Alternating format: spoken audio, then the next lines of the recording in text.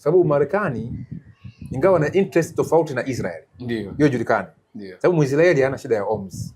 Okay. Hana shida na maslahi na Marekani. Shida yake kwamba ni kuinyang'anya Irani nguvu ya kijeshi ili abaki peke yake pale. Lakini Marekani interest zake sio hizo. Ndio. Marekani anataka kwamba wewe umtii.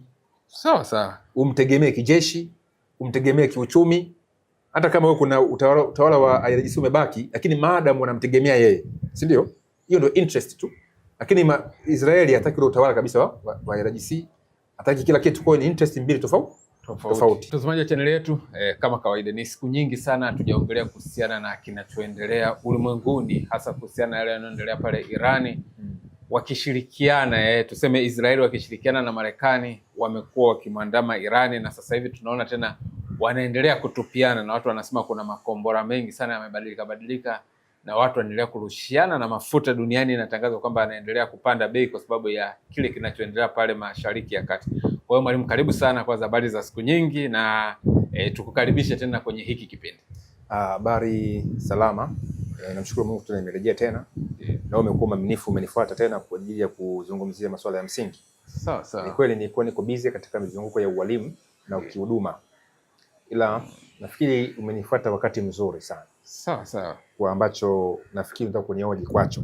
Ndio. Wewe wasikilizaji wangu, followers wangu ambao wanafuatilia, wanapenda vipindi vyangu ninavyochambua. Ndio. Naweza kusema kwamba salamu kwenu. Tunashukuru.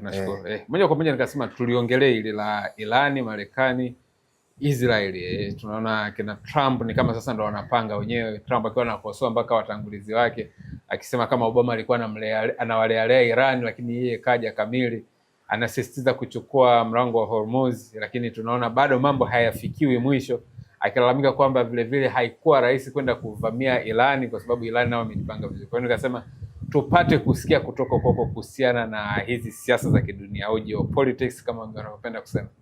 Hilo ndio swali lako pekee au kuna lingine? La muhimu zaidi ni hilo tuanze nalo, lakini hasa nataka tuangalie vita kwa ujumla inavyoendelea pale Mashariki ya Kati. Okay, mimi nafikiri nataka kuzungumzia swala la sasa lilotokea juzi. La Israeli na Iran. Pamoja na hayo lakini kwa ujumla wake yale. Kwa ujumla wake, okay. Nafikiri swala lako kama sijalipata vizuri. Ndio. Unataka kujua nini kinachoendelea?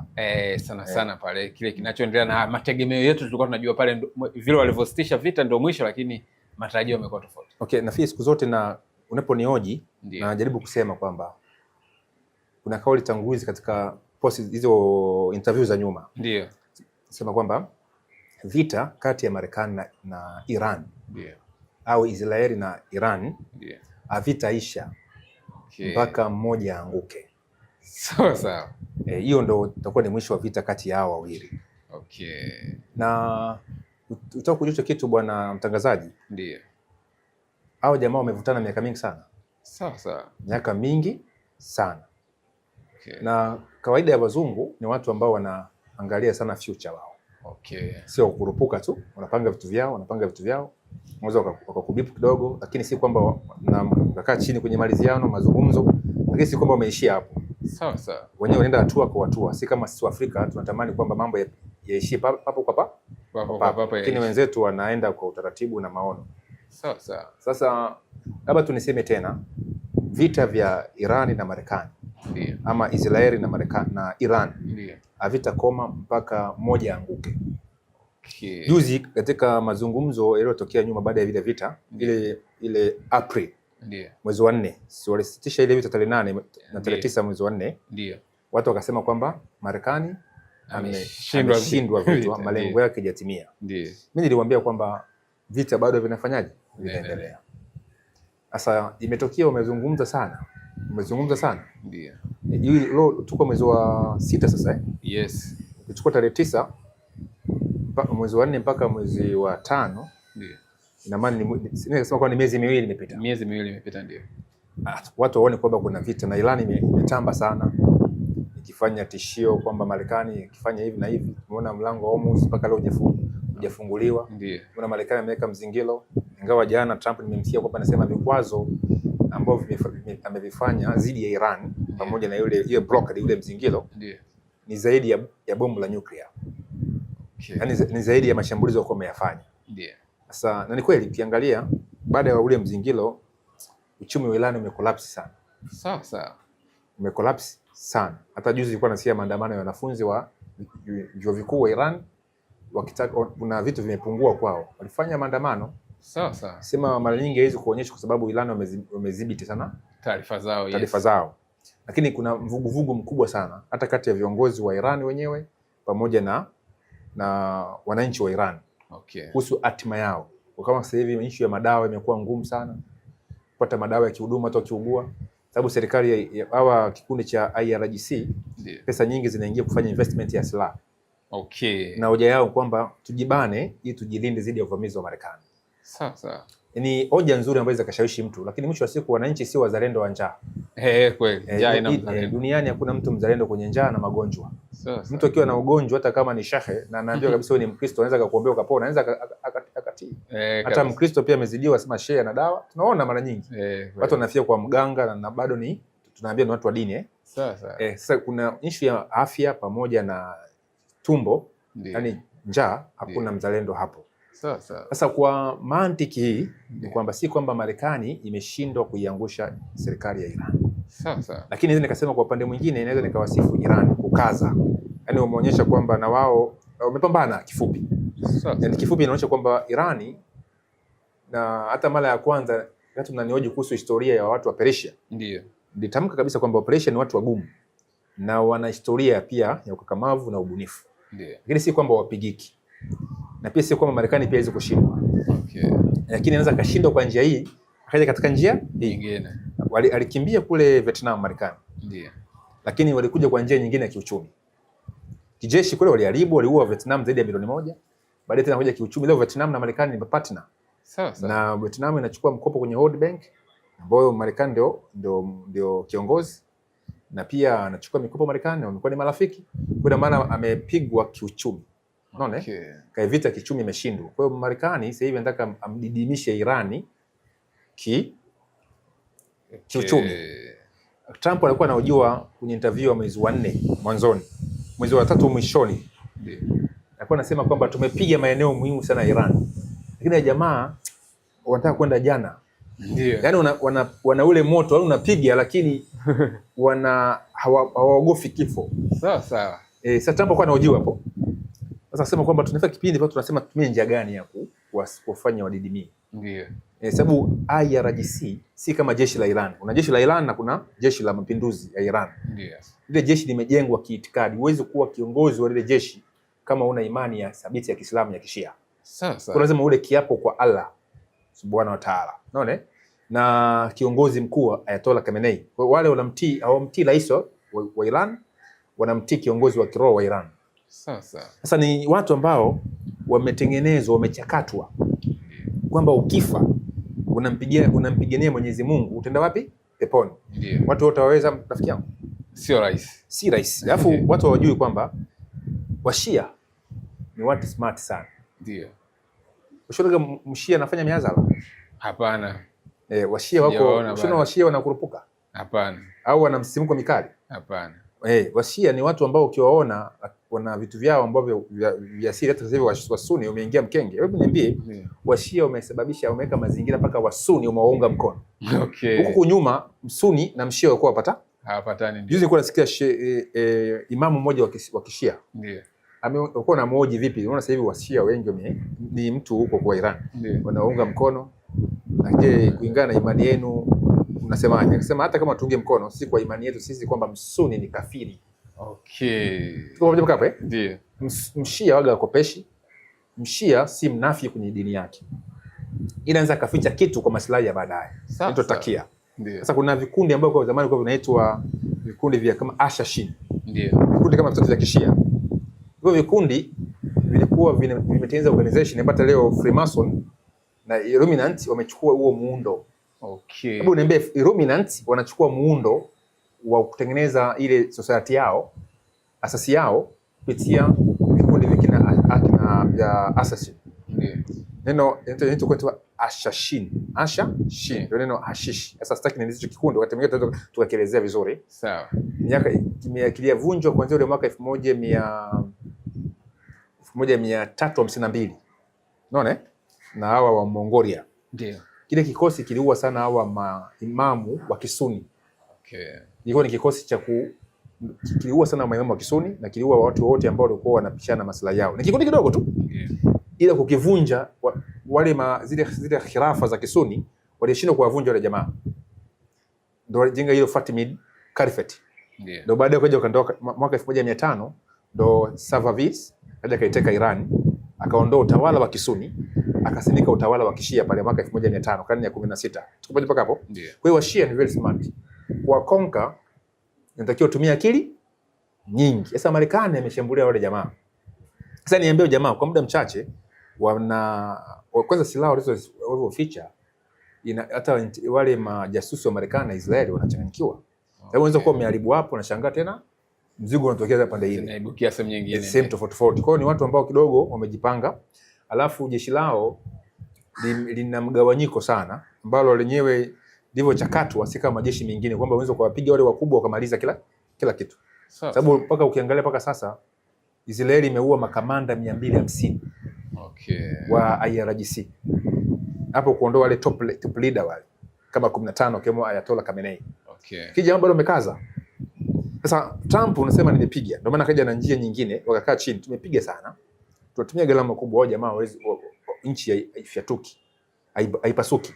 Sasa ndio maana kaja na nchi ya mzingiro. Na kweli mzingiro umeibana sana Iran. Na lengo la mzingiro sababu ile mafuta yale ya Iran hasa sababu inaenda katika sehemu inaitwa Kangji. Ndio. Kangji karibu na bandari Abbas ambapo mafuta yote ya Iran yanaenda mpaka Kangji alafu yanasafirishwa. Ndio. Kile Kangji kinachukua mafuta zaidi ya 90%. Sasa kuna matanki, yale matanki yakijaa nitakiwa mafuta yafanyaje yaondolewe haraka. Yeah. Kwa maana wakistopisha yale mabomba yale, yeah, wakiazima tu, yeah, itawagharimu miaka 10 kuyarekebisha. Sawa. Bwana point hiyo? Yeah. Sasa sometimes inabidi wafungue ile mabomba yamwage mafuta baharini. Hata juzi walimwaga mafuta baharini ili yasiweze kufa. Okay. Sasa masa jamaa anapambana kuondoa ule mzingiro ili auze mafuta yake. Auze mafuta. Sasa Marekani chochote anakijua kwamba lazima ngoja ni wabane hao jamaa sababu wanachokutegemea zaidi kiuchumi ni mafuta. Okay. Na mafuta yanategemea kupitia barter trade. Kwamba nampa Mchina mafuta, Mchina anajenga miundombinu Iran. Unaona? Sababu kuna umebanwa kiuchumi. Hata Trump alienda China kwa ajili ya kuzungumza, hiyo inaitwa pacification, kwamba kumfanya mshirika wa Iran akose nafasi ya kumdhamini nani? Iran. Okay. Kwa akafungua milango donge nono. Si kwamba Marekani ameenda kusalimisha. Okay. Kama wewe ni mtu wa vita, watu wa vita wanaelewa. Unataka kupigana na adui yako huyu. Ndio. Unajua na rafiki. Ndio. Hata kama utamshinda kitu tumia gharama kubwa sana. Sawa. Sasa inabidi utafute mahusiano na adui ya yule jamaa. Sasa utoe offer kubwa. Na rafiki wa yule jamaa. Rafiki yule jamaa. Unabidi utoe offer kubwa ili imfanye asaliti ule upande wa pili. Sawa. Ndicho kitu ambacho Mchina kipindi cha Deng Xiaoping. Ndio. Kwa hiyo mwaka 1979 baada ya Mao kufa, Marekani aliongea na China, sawa? Ndio. Aisaliti Urusi, Soviet Union. Okay. Kwa Marekani akamfungulia China soko kubwa sana la kibiashara. Ndio maana Marekani na China wana ushirikiano mkubwa sana wa kibiashara. Sasa Mrusi akasema amesalitiwa. Hata kipindi cha Nyerere, rais wetu Nyerere wakati huo alisema kwamba China ni msaliti wa ulimwengu wa kijamaa. Okay. Sasa Deng akasema mimi naangalia maslahi ya nini? Ya watu wa China. Kwa hiyo Mrusi ataka ampige amvamie China. Ndio.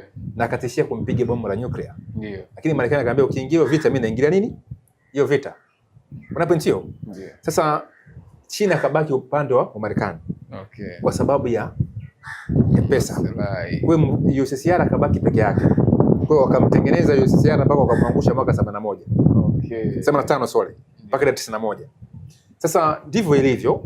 Marekani kwenda China ni kwa ajili si kwamba wanapatana na China kwa interest mbalimbali, lakini lengo lake ni kwamba amwangushe nani? Iran. Ndio. Lakini pia China pia ni adui wa mfukoni wa baadaye. Okay. Iko tu hivyo kijasusi. Sasa kifupi bwana simulizi kwa swali lako, yeah, ni kwamba vita bado vinaendelea. Kwa Marekani anatumia kila means. Bwana Trump anasema siku zote wakiojiwa wasema siwezi kuiruhusu Iran imiliki bomu la nini? Nuclear. Sababu ukishairuhusu Iran imiliki bomu la nuclear huwezi kuivamia Iran. Okay. Na pia na wasiwasi kulingana na mazingira ambayo sasa hivi imejitokeza hata wao nakili. Ndio. Nasema kama Iran ingekuwa na bomu la nuclear kulingana na ile philosophy yake, ndio, angeiwasha Israel. Okay. Unaona? Ndio. Angeiwasha Israel. Na kifupi tu ndio nikasema tu kwamba Irani ameonyesha nguvu yake. Sawa. Irani si taifa la wasiwasi, hilo najaribu kulisema, lakini hiyo si hoja. Maadui zake wana akili nyingi zaidi ya Iran. Okay. Kwa nini? Sababu wana uchumi mkubwa kwanza, halafu wana ushawishi mkubwa duniani, wana nguvu kwenye Umoja wa Mataifa, wana nguvu kwenye asasi mbalimbali duniani. Kwa hiyo ndio maana sasa wameifinya sana Iran kiuchumi. Kwa wana hali mbaya kiuchumi, inawezekana in future ukatokea mpasuko mkubwa sana ndani ya Iran. Na mpaka sasa hivi viongozi wa Iran hawaaminiani. Sawa, ndio. Hawaaminiani kabisa. Na utaka kujua kwamba hali ni ngumu Iran. Ile Mujtaba Khomeini toka ameteuliwa kuwa ayatola. Ndio. Hajatoka hadharani kufanya hotuba na kuongea na wananchi. Okay. Kwa zile sababu akishachaguliwa cha kwanza atakiwa ongea na wananchi. Ndio. Hajawahi. Kwa hiyo aliweka tu boxi. Watu walikusanyika, lakini yeye kutokea kwa pale boxi wamechora picha yake. Kwa akaimitate kwamba ndio jamaa amezungumza. Ingawa Trump na Netanyahu wanasema kwamba Ayatollah ni mgonjwa sana kwa sababu aliumizwa na mashambulizi ya Marekani na Israeli. Okay. Lakini sasa hiyo moja wapo, na pia hata juzi kwenye vita vya Israeli na juzi wamepigana na Israeli, viongozi wa Irani hawakuweza kukutana kwenye kikao cha pamoja. Okay. Walitumia simu. Okay. Kwamba fulani vipi, wapi, tufanyeje, yani kikao cha simu cha haraka kwa sababu walikuwa hawezi wanahofia kutoka hadharani ama kufanya kikao cha hadharani. Maana mara nyingi wameuawa wakiwa wanafanya hivyo vikao. Sawa. Kwa hiyo inaashiria kwamba kuna vita baridi vinaendelea. Okay. Wao kwa wao ndani hawaaminiani. Na ndani ya Irani kuna usaliti kubwa sana. Okay. Si unafahamu kabisa kwamba Irani inaweza ikashambulia makombora kwenda kwenye base za Marekani Mashariki ya Kati mpaka Israeli. Ndio. Lakini hawana uwezo wa kuwa kiongozi wa Israeli. Okay. Lakini jamaa kati ya kushambulia wana uwezo wa kuwa kiongozi wa Iran. Kwa maana ujasusi wa Mossad na CIA ni mkubwa sana. Kwa hiyo unawapa Irani, inawaondolea usingizi. Hata wale kina Gaddafi, rais wa Irani mwenyewe pamoja na yule Argaich au Marekani sema wasiuawe. Kwa hiyo wanatembea kwa sababu ya msamaha Marekani. Kibali cha Marekani. Okay. Sababu Marekani sema kwamba kama tukiua hawa wanasiasa wale hairajisi waga wasikii chochote. Okay. Kwa lazima wabakishe watu wa kufanya mazungumzo. Kwa hiyo picha iko hivyo, kifupi tu kwamba vita bado vinafanyaje? Vinaendelea. Kwa hata juzi walipofanya mazungumzo tukasema Marekani imeogopa, si ndio? Ndio. Israeli hawezi kupambana pasipo Marekani na Iran ndio kidume, ni superpower, si ndio? Vitu kama hivi katokea kwamba vita vimeisha na vitarudia tena vita. Lakini ghafla juzi tumeona tarehe 7 mpaka tarehe 8, si ndio? Irani na Israeli wameingia wapi? Vitani tena. Na Marekani ndio Trump akasema msimamishi mapambano ili tufikie makubaliano. Ila sasa kuna hoja hapo, kwa nini Trump hataki kuingia vitani tena upya na Iran?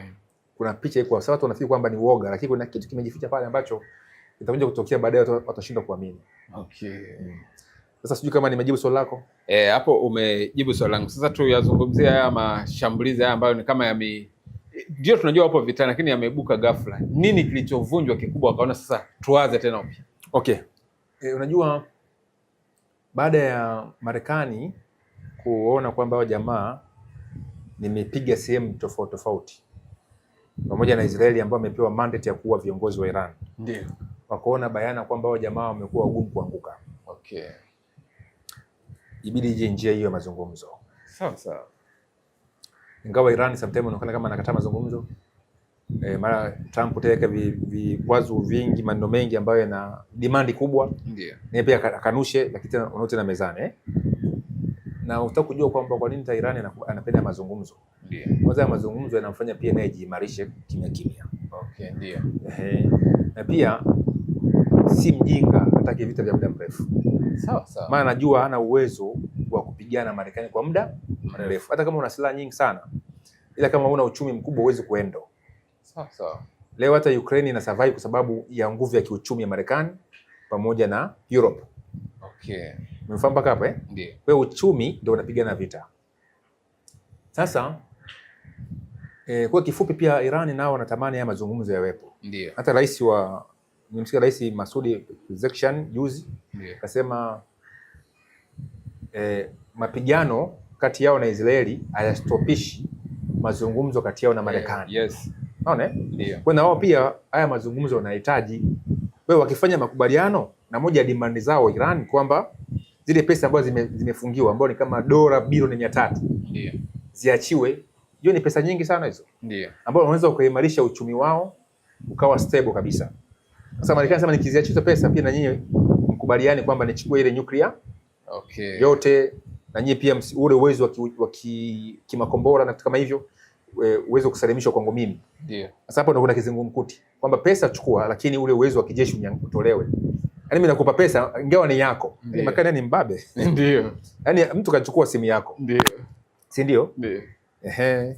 Alafu nakwambia ili nikurudishie simu yako, nataka uwezo wako fulani ndani yako. Utoe. Kwamba chukua hii simu nipe ule uwezo wako. Na hela simu ni yako. Sasa hii ni namna fulani hivi. Sasa ndio maana wale ambao wanasema kwamba Marekani sijui maisha amefanyaje, hapana. Tunamwangalia Marekani, hatumwangalie Marekani kama nchi duni. Ingekuwa ni nchi duni leo hao jamaa wasingekubali mazungumzo. Sawa sawa. Wangeendelea kupigana kwamba mzee, sisi atoke mazungumzo. Tuchapane mpaka mwisho. Lakini Iran inanyenyekea katika mazungumzo. Unaona? Hata hapa Trump ameng'ang'ana katika vita vya juzi na Iran umemsikiliza. Au sio? Ndio. Kwamba acheni kupigana. Tuje mezani. Kwa ina maana kabisa inaonyesha kabisa Marekani bado ana ushawishi mkubwa kati yao. Lakini Marekani ana hila. Sababu Trump mara nyingi ananukuliwa anasema kwamba Iran umetoa miaka 47 wanadamu za Marekani. Na Wamarekani kitu ambacho wasahau, ukigusa watu wao. Sawa sawa. Watakutafuta tu hata kama ni miaka 40 ikipita. Kwa hiyo kitu wana kisasi. Na sababu Waarabu sijui na Iran ni Persia, si Mwarabu. Sijui kwa nini wanajisaulisha sana. Sometimes wanamkubalia Marekani baadhi ya vitu kadhaa. Sawa sawa. Sababu Marekani ingawa na interest tofauti na Israel. Ndio. Hiyo julikani. Ndio. Sababu Muisraeli hana shida ya Homs. Okay. Ana shida na maslahi na Marekani. Shida yake kwamba ni kuinyang'anya Iran nguvu ya kijeshi ili abaki peke yake pale. Lakini Marekani interest zake sio hizo. Ndio. Marekani anataka kwamba wewe umtii. Sawa sawa. Umtegemee kijeshi, umtegemee kiuchumi. Hata kama wewe kuna utawala wa IRGC umebaki, lakini maadamu wanamtegemea yeye. Si ndio? Hiyo ndio interest tu. Lakini Israeli hataki ule utawala kabisa wa IRGC. Hataki kila kitu, kwa ni interest mbili tofauti. Yes. Sasa hicho ambacho kinafanya huu mgogoro ushuke chini. Ndio. Lakini si kama umeshuka chini, ni kama minsi inatafutwa. Ndio maana mwisho wa picha baada ya vita kusimama, ilisimama baada ya Marekani kusema kwamba ataenda kuharibu miundombinu yote ya nini? Ya Iran. Vyanzo vya mafuta na kila kitu. Sawa. Inabidi sana rais wa Iran akatafuta njia yote ya kudhibiti. Ikashindikana, ikabidi atumie human shield. Wakaita wananchi ambao ni wananchi wa Iran, wakaenda wakatanda katika ile miundombinu ya umeme, mafuta, kila kitu. Ndio. Kwa Marekani asipige pale. Na kweli angepiga ingekuwa ni mauti kubwa sana. Sawa sawa. Sasa hiyo inaonyesha bayana kwamba Iran ilikuwa haina means yoyote zaidi ya kutumia wananchi kulinda miundombinu. Na Marekani hakugusa hiyo miundombinu. Tuko pande mpaka hapo Ndio. Sasa ndio maana baadaye akamwambia sasa kama mnataka mlinde miundombinu yenu, njoo katika mazungumzo. Mr. Dipua, ile anachokitaka mimi uwezo wa kinyuklia, yani nyuklia muisalimishe ile ambayo imesharutubishwa, muilete kwangu mimi. Iran akasema kwamba ataipeleka Urusi. Marekani akakataa, sema tuipeleke China. Marekani akasema nataka mimi niichukue mimi. Ile vumbi la nyuklia nilizona niichukue. Alafu mkubali msachiwe na shirika la udhibiti wa nishati duniani. Msachiwe na mweke kiapo cha maandishi kisheria kwamba hamtathubutu kuwa na wazo au mpango wa kutengeneza nini? Nuclear tena. IRGC wametofautiana. Kuna baadhi walikubali, wale viongozi wa kisiasa, lakini wale viongozi wa kijeshi wakakataa. Yaani kifupi bwana simulizi, Iran imependuliwa. Kwa hiyo IRGC ndio imechukua nini? Nchi. Kwa rais wa wapi huko? Wa Irani. Ndio. Yeye ana mamlaka yoyote. Hata juu hata kujiuzuru, lakini wameizimazima. Lakini ilikuwa ni ukweli, wakamwita kando, tulia. Lakini hana power. Sasa kuhusiana na huu utaratibu ambao unafanyika sasa. Ndio. Juzi kidogo Marekani ingevita na Iran. Sawa. Ila ikatokea sasa kidogo wanasiasa wa Chadema, wanasiasa wa Democratic. Ndio. Siwataki ile vita. Ndio. Si kwamba wataki, sababu viongozi wa Democratic washatishia kuipiga Iran. Ndio. Ila wapo katika mchakato wa kutafuta ushindi kula. Tunafahamu wana sasa walivyo ni malaya tu. Ndio. Sasa sababu wakambana Trump na baadhi ya Republican kama wakazaa wakaunga nini? Mkono. Sasa hiyo ilitia tashwishi ambayo ikafanya kwamba Trump akilazimisha mambo sasa hapa ataanguka katika viti vya Senate. Okay. Na wakishaingia jamaa wengi watamimpeach. Okay. Ama watazuia vita. Sasa ilibisa atumia hayo maliziano na mazungumzo kwa njia hizi kwa mambo baya mawili. Cha kwanza, huu mwezi wa 6 kuna kombe la nini? La dunia. Hata ameruhusu Iran ishiriki kombe la nini? La dunia. Lakini hiyo ni strategy. Kombe la dunia lishapita sababu si katika machafuko ya vita. Sababu kombe la dunia pia lina maslahi ya Marekani. Sawa sawa. Sasa pale Marekani na Canada. Ndio. Sasa pili, kuna uchaguzi mwezi wa 9. Sasa hii mambo mawili yakishapita bwana Simbrizi. Ndio. Kama Iran itakuwa imekataa masharti ya Marekani, watarudi tena vitani. Okay. Sababu gani hapo wakati huo Trump atakuwa amesha miaka mingapi? 2. Hapo sasa ana viti vingi na wamemruhusu hata kama akipoteza kwa maana ya ile heshima yake kwa Marekani haitakuwa na athari kubwa. Sababu si wakati wake wa mwisho hawezi kurudi tena madarakani. Kipindi chake cha mwisho. Ataenda kumalizia mchakato mzima. Hata juzi huyu mmoja kiongozi wa Iran alisema hivi, Trump ni mjanja. Baada ya kombe la dunia atatuvamia. Okay. Tuko pamoja hapo? Ndio. Sasa hivi ana handle, ana buy nini? Time. Sio kama mwaka jana Trump aliingia ile vita akapiga ile maeneo ya nuclear, ile nuclear site. Ndio. Baadaye Iran akalipiza faja kusema tumemalizana, si ndio? Ndio. Lakini je, ulimalizana? Hapana, alirudi tena. Vikao vikaendelea, mara ya pili vikao vimeendelea, vikao karibu miezi 2, si ndio? Ndio. Jamaa wako kwenye vikao akaenda akapiga tena. Utasema huyo mtu ana msimamo?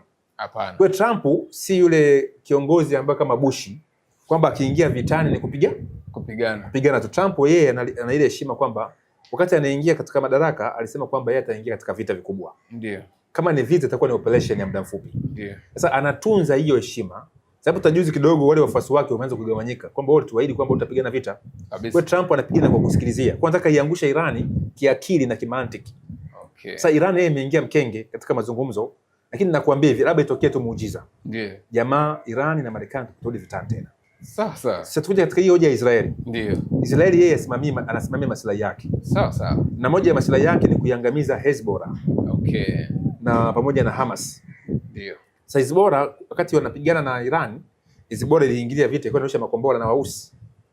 Sasa baada ya mazungumzo kusimamishwa, Israeli ikaanza kufanyaje? Kuishambulia Hezbollah. Ndio. Wamepigana, baadaye Iran akasema kwamba katika mazungumzo Lebanon pia iwe party ya mazungumzo. Sawa. Lakini Trump akakataa pamoja na Netanyahu. Okay. Baadaye tena pia akamwambia Israeli asitishe vita.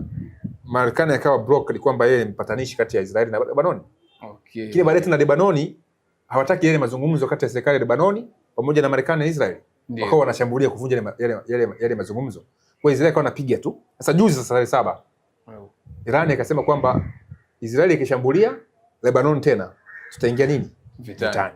Sasa hapo Myahudi alikuwa anatamani tukie tukifike. Okay. Sababu Marekani alikuwa anamzuia kwamba tupo kwenye mazungumzo usipige chochote. Usipigane. Ghafla tumeona wenyewe. Irani akarusha makombora. Ndio. Ila kilichotokea sasa, kumbe Israeli pia naye kajipanga na ile mifumo ya ulinzi ili tayari sasa kuzima makombora ya Iran. Ndio. Alafu jamaa walikuwa wamekuja na technique moja. Sasa hivi zile ndege zao wameziboresha. Zinaweza zikarusha ballistic missile zikiwa juu. Okay. Kwa sababu wanaruka juu, kwa hawana hata kusogea kwako sana. Okay. Alafu wanacheza ile ballistic. Sasa hapo nakwambia Irani mpaka wale imeshangazwa juzi kwamba hii technique iliyokuja nayo Israeli si ya kawaida. Ndio. Unaona? Ni mbinu ambayo ni hatari. Kwa Irani imeshambuliwa, haikuamini macho yake. Okay. Ngana wamepiga, lakini Israeli katika vita hivi vya juzi, Israeli imekuwa na mkono mkubwa sana kuliko Iran. Sawa. Na wamepigwa. Sasa Trump kwa sababu wanaona kwamba maslahi yake ya mazungumzo na kwa ameingilia kati. Sasa sema Trump ameogopa. Kwa nini anaingilia hicho kitu? Hapana. Si kwamba haiko pamoja na Israeli. Lakini kwake anaona kabisa interest zile ambazo nataka zijenge zinaanza kuvunjwa kulingana na mazingira haya. Na ikamlazimu kuingia vitani na wakati kuna kombe la nini? La dunia. Na kuna uchaguzi. Yeah. Kwa hiyo ana buy time. yani naweza kusema kwamba ni mbinu tu, ni mbinu mkakati kwa ajili ya kuja kuiangusha Iran. Kwa kifupi, kama Iran ungekuwa na akili sawa, wametumia hiyo njia ya mazungumzo kwa ajili ya buy time na wao kujiimarisha. Tunajua sababu kwamba huo muda tumejiimarisha sana, lakini picha kubwa inayokuwepo pale ni kwamba kama kifupi nikasema kwamba wanaiadaa Iran. Okay. Hata hao wazungu wa Europe walikuwa wanajaribu kutetea jana wameweka vikwazo vipya kwa Iran. Okay. Lakini ukisikia kwamba hataki vita.